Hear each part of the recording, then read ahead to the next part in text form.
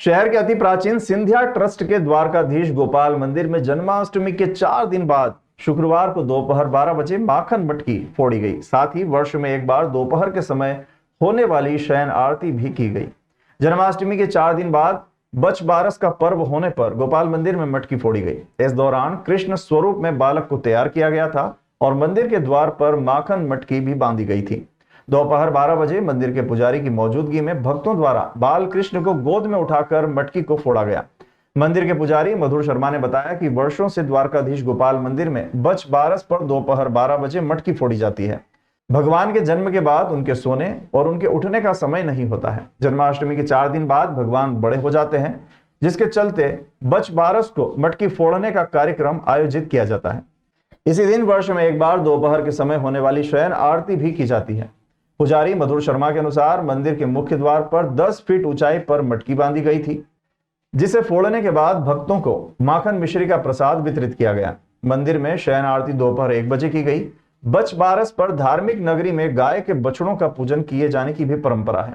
द्वारकाधीश गोपाल मंदिर में फोड़ी गई मटकी के बाद महिलाओं द्वारा कई मंदिरों और आश्रमों के साथ गौशालाओं में जाकर गाय के बछड़े का भी पूजन किया गया, जो कि मान्यता के अनुसार ही होता है।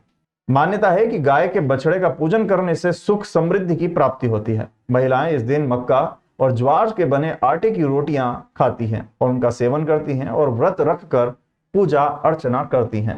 ये जन्माष्टमी के बाद बच बारस के दिन मटकी फोड़ का आयोजन बहुत सालों से हो रहा है। मैं खुद 25 सालों से आ रही हूँ। 12 बजे ये मटकी फोड़ का होता है और उसके बाद भगवान का अभिषेक पूजन चलता है।